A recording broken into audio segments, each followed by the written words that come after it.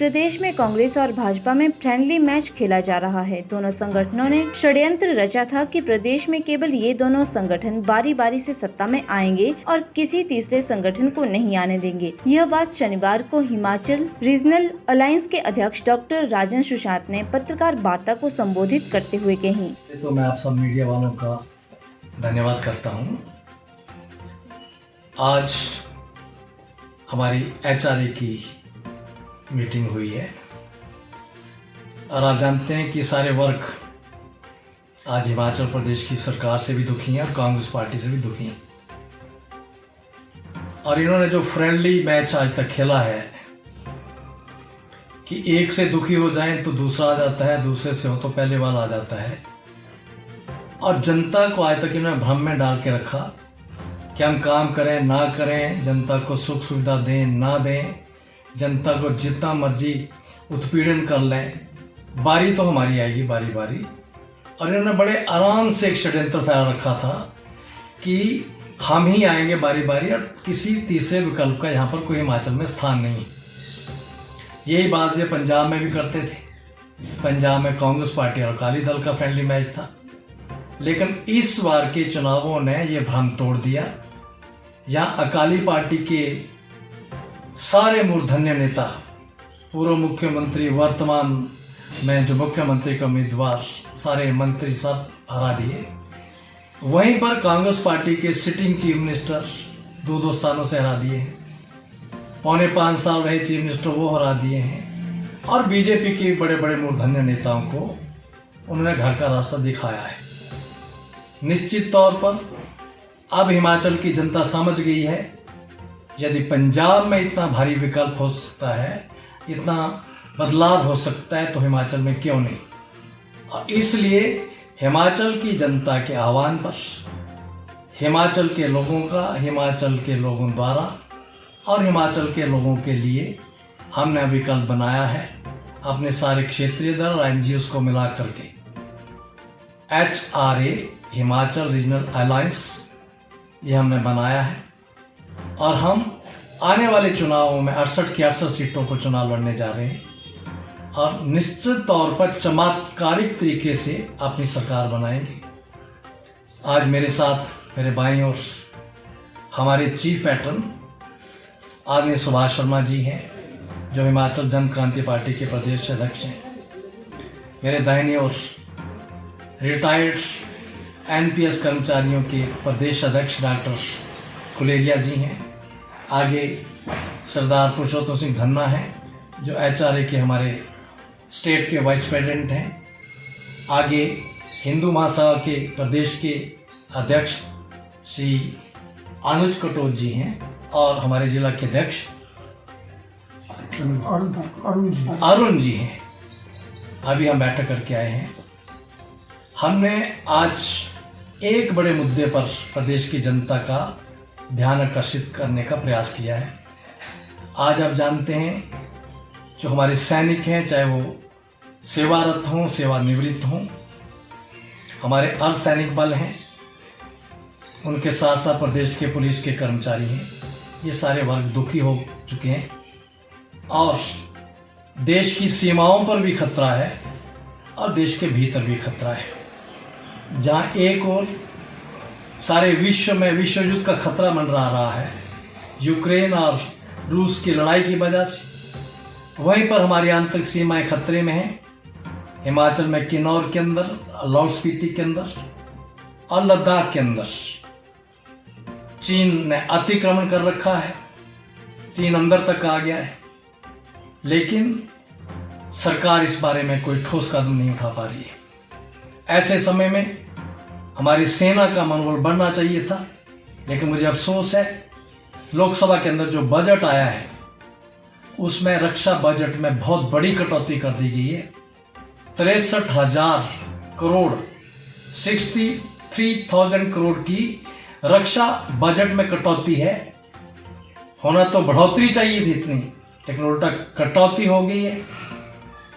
रक्षा committee जो है संसद की, उसने इस पर चिंता भी व्यक्त कर दी। इसे नए नए हथियार नहीं खरीदे जा सकेंगे। सेना बिना हथियारों के कैसे काम करेगी? सेना की बहुत सी समस्याएं, 1 रैंक 1 पेंशन में जो दूसरी अड़ी, 3-3 महीने के एरियर बकाया है। जब बजट ही काट दिया गया है तो कहां से ये सुख सुविधाएं मिलेंगी? सेना का मनोबल और गिरेगा। इसी तरह से हिमाचल के पुलिस के कर्मचारियों के साथ बार बार छलावा हो रहा है, उनका मजाक उड़ाया जा रहा है, उत्पीड़न किया जा रहा है। और कल के अखबारों में भी आया है, पुलिस के कर्मचारियों ने दुखी होकर कहा है हमारी जो फाइल थी जो पे बैंड की वो पता नहीं कहां गुम कर दी गई है, हम निराश हो गए, हताश हो गए हैं, इसलिए हम कल से मेस का खाना खाए बिना भूखे पेट अपनी नौकरी करेंगे। लैंड ऑर्डर हिमाचल में बिगड़ गया है। आपने देखा 1 महीने से ज्यादा विधानसभा के अंदर, अधिवेशन के अंदर कोई दिन ऐसा नहीं गया है जब प्रदेश के अलग अलग वर्गों ने सरकार के खिलाफ वहां पर धरना प्रदर्शन न किया। प्रदेश के हालात बिगड़े हैं। ऐसी स्थिति के अंदर हमारे पुलिस बल को सुरक्षित और मनोबल बढ़ा करके आगे बढ़ाने की जरूरत थी, लेकिन सरकार का रवैया गलत है। एक और प्रदेश की सुरक्षा का जिम्मा जिन पुलिस के भाइयों पर है, वो तंग आके, दुखिया के, हताश होकर के बिना भोजन के नौकरी देने की बात कर रहे हैं। वहां हमारे मोटी चमड़ी के मुख्यमंत्री अपने होली वाले दिन इन लोगों के लिए सोचने के बजाय, कर्मचारियों को ओपीएस देने के बजाय, कर्मचारियों को पे कमीशन लागू करने के बजाय, प्रदेश के बागवानों किसानों की समस्या हल करने के बजाय, टूरिज्म, ट्रांसपोर्ट, दुकानदार, बेरोजगारों की समस्याओं पर गहन चिंतन करने के बजाय होली के दिन नाटियां डालते देखे गए हैं। शर्म आनी चाहिए ऐसे मुख्यमंत्री को। वो नाटियां कैसे कर रहे हैं? ये पुराना मुहावरा ये सिद्ध कर रहे हैं, रोम जल रहा था और नीरो बांसुरी बजा रहा था। ये वर्तमान युग के नीरो आज अपने आवाज पर नाटियां डाल रहे हैं, जनता त्राई त्राई कर रही है। हमने जनता को कहा चिंता मत करिए, एचआरए बन गया है। 4 राजनीतिक दल, 4 सामाजिक संगठन, इनको मिला के अगले थोड़े दिन में और से बड़े संगठन हमारे साथ शामिल हो रहे हैं। हमारे सारे नेता प्रदेश में घूम रहे हैं, स्वच्छ छवि के नेताओं और संस्थाओं को जोड़ रहे हैं। 68 की 68 सीटों पर हम चुनाव लड़ेंगे और भारी बहुमत के साथ सरकार बनाएंगे।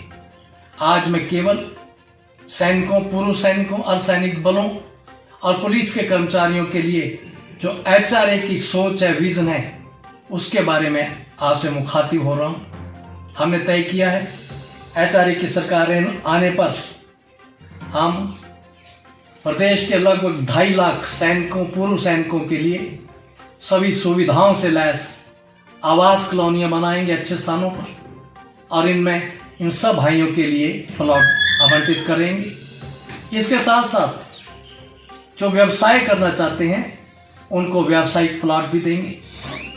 इनके बच्चों को हायर एजुकेशन के लिए, चाहे मेडिकल हो, चाहे इंजीनियरिंग हो, चाहे दूसरी हो, उनके लिए कॉलेज में, यूनिवर्सिटी में सीटें आरक्षित करेंगे। इनके साथ साथ प्रत्येक सब डिवीजन में एक कैंटीन, ईसीएच ये खोलेंगे, और जो भी सुविधाएं और भी देनी होंगी, इनके कार्यालय भी वहां खोलेंगे ताकि इनको सुख और सुविधा मिले। इस तरह से हम सोच रहे हैं। इसके साथ साथ जब भी कभी हमारे हिमाचल प्रदेश का कोई नौजवान भारत माता की रक्षा करते हुए अपना बलिदान देगा तो उसके परिवार के लिए एचआरए की सरकार एक मुश्त, एकदम तुरंत 2 करोड़ रुपए की ग्रांट देगी। ऐसे अनेकों सुविधाएं हमने सैनिकों, पूर्व सैनिकों, अर्धसैनिक बलों के लिए अपने विजन में रखी, अपने संकल्प में रखी। ऐसे ही प्रदेश के हमारे पुलिस कर्मचारी भाइयों को भी हम विश्वास दिलाते हैं, आपका पे बैंड हो, आपकी और समस्याएं हो, उन सब से आपको निजात दिलाएंगे और आपका सुरक्षित और उज्जवल भविष्य बनाने के लिए जो कुछ भी हमें करना पड़ेगा हम निश्चित तौर पर करेंगे। और एक बात पूर्व सैनिकों के लिए, जो भी हमारे सिक्योरिटी के प्लेसेस हैं, सिक्योरिटी से संबंधित विभाग हैं, जैसे पुलिस बल है और भी हैं, इनमें हम जो वर्तमान कोटा है पूर्व सैनिकों के लिए, ये पूर्व सैनिकों का कोटा और भी बढ़ाएंगे, क्योंकि सैनिक पहले से ही ट्रेंड होते हैं। इस तरह की और भी सुविधाएं हम सोच रहे हैं। मैं अपने प्रदेश के सभी भाइयों से प्रार्थना करता हूं, सैनिक हों, पूर्व सैनिक हों, अर्धसैनिक बल हों, जहां हमारे पुलिस बल हों, आप चिंता मत करें और बढ़ चढ़ करके आप ऐसा वातावरण बनाएं ताकि HRA की सरकार आए और सारी की सारी हमारी जो योजनाएं हैं, जो संकल्प हैं, वो पूरे हैं। धन्यवाद।